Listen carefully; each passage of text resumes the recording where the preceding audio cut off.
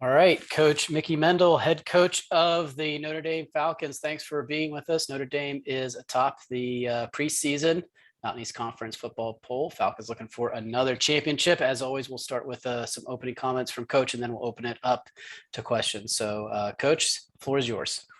Thanks, Adam. First and foremost, obviously want to thank Adam and Reed for obviously putting this thing on during some difficult times coming out of it. Also want to thank obviously the media for being here, and obviously my president and Scott Swain, my AD, for the utmost support of our program. Just kind of recapping, obviously had a really good spring. Was very proud of the guys battling through a lot of adversity with the times that we were going through to finish off 5-0 and accomplish our goal. Obviously heading into this year is a new year. So we're trying to move forward and move past what we've done in the past. Kind of seeing what we got back. Special teams wise, we got 3 out of 3, which as any coach is really important. We got Tanner Harding, first team all conference kicker. He'll be a 4-year starter for us.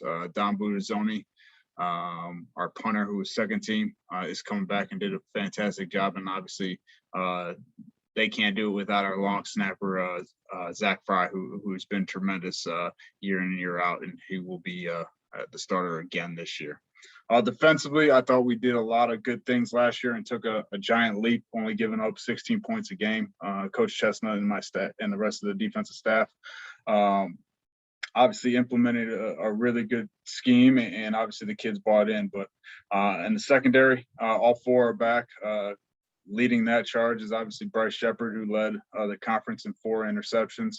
At linebacker, probably the healthiest we've ever been, with 2 first team all guys in Guam Lee and Nate Moore, and a second team all selection in Dylan Spaeth, who really played well. On the defensive line, we got to replace 2 pieces, but we got our interior back and both first team all conference guys, and Jack Costco and Noah Harris-Lyles.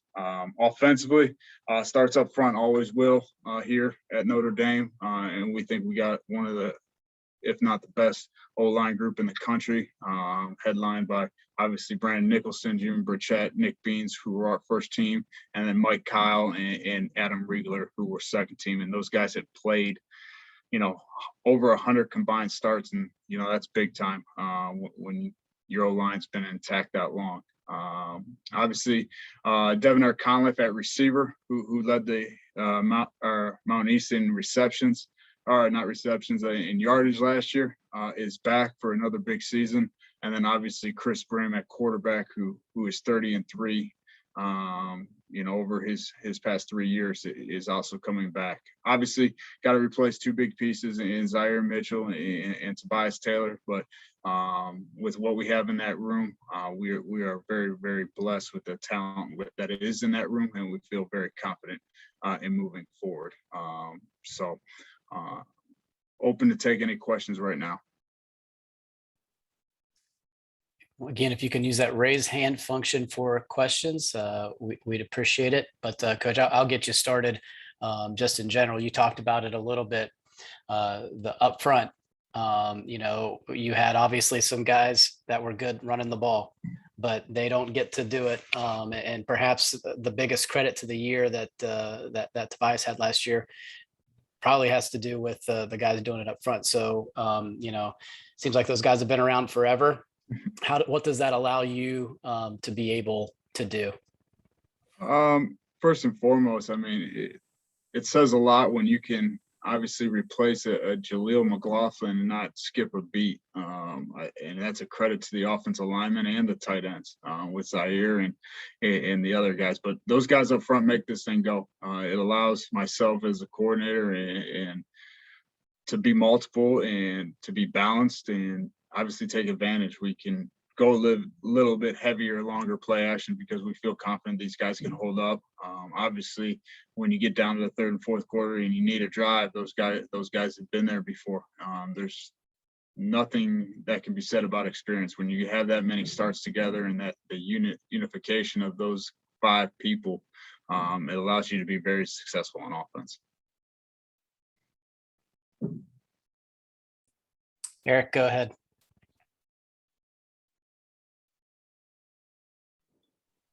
Hi, Adam. Thanks.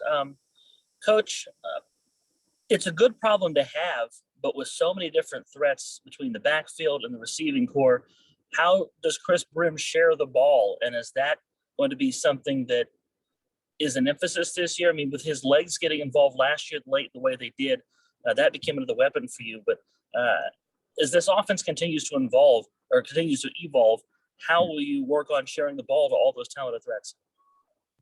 A great question, Eric. I think it starts in practice. You got to earn your touches, and that's what makes this program has taken that next step. There's competition each and every day, not just within your position, but within your unit, because you got to bring it. Because at the end of the day, the coordinator, myself, and the rest of the offensive staff, Coach Estep, Coach Robertson, Coach Banks, and Coach Jerem, we're going to go to the guys that we trust at the end of the day. And I think it's a great problem to have. All Chris has to basically be is a point guard in basketball and just distribute, and obviously take advantage of the opportunity to run, which he did very well last year at the end of the season, to obviously be a threat against man coverage when guys wanted to man up and all that. So I think it's a great problem to have, and obviously, I think our guys look forward to having competition and getting the ball in their hands this upcoming year. Coach, in what ways is this year's team identity similar to the ones in the past? And what way is this one maybe a little bit different? I think any year you got to find a new niche, right?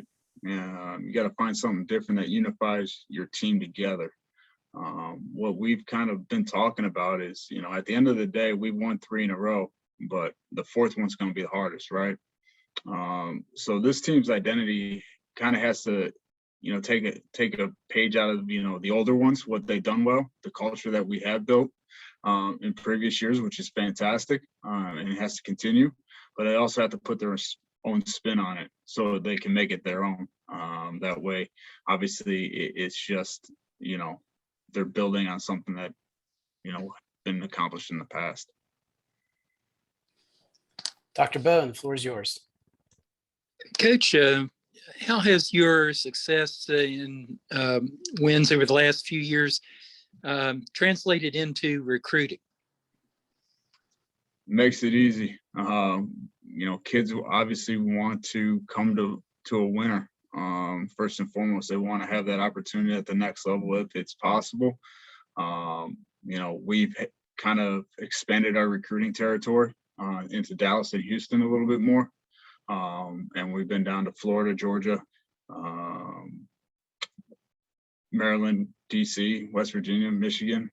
We've kind of expanded because our brand's getting out there that, obviously 1 year you do it, okay, cool. But when you do 2 and 3 years, you kind of solidify yourself as a great program to go win. And families are seeing that. I think the more important thing is the staff that I am surrounded by. Those guys work. They're always on the phone recruiting. I'm blessed to have really great people around me to help this program succeed. Eric, go ahead. How will the spring season impact how you prepare for the fall? Is there any concern over all the toll you're putting on players now versus, with such a full spring season that you had? Any changes to the gear up to the season in the fall? At the end of the day, I think one of the things that separate our program is our kids love to practice and love to work. They actually get really mad when I take them out of practice and miss their reps, but obviously we're conscious of it. There is a rep count that we have to be conscious of from last year in the quick turnaround.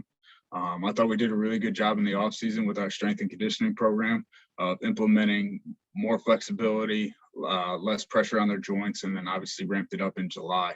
So we're conscious of it, but I think our guys are in a really good place physically and mentally going into this year.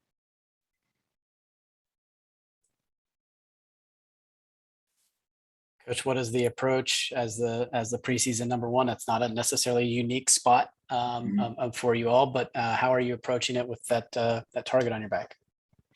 Obviously, it's a great honor, but our guys have, like I said, experience means everything, right?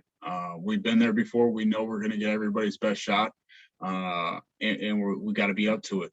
We have to prepare like that each and every day. We have to set our standard and trust our process that, you know, if we're doing what we're supposed to be doing, then that's all that matters. We really don't talk about opponents very much. We want to focus on what we're doing and how well we're doing it each and every day.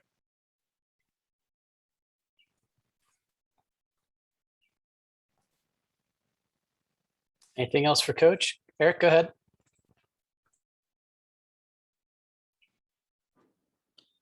With the success of someone like Tobias Taylor, Devonair Conliffe, are you finding is that's part of getting the brand out there? Are you finding yourself becoming more of a destination for recruits that maybe didn't make it, or transferred rather, that maybe it didn't work out for them the first place they were, even the second place they were? Yeah, I absolutely think so. And I think our location as well. I mean, anytime you can stay within 15 minutes of a, you know, metropolitan area, I think it's very attractive to obviously young people. But, you know, I think when you win as many games as we've won in the past 3 or 4 years, I think guys want to go to that place. They want to play for a winner. Obviously, once they get on campus and meet our kids and feel the energy, the positive energy each and every day, I think that's what makes this place special and the people here.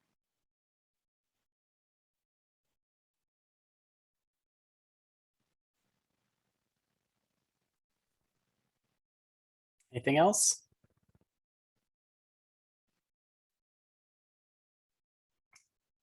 All right, Coach, I think that'll do it. Appreciate your time. Best of luck to you here this fall. I appreciate it, Adam. Thank you, guys.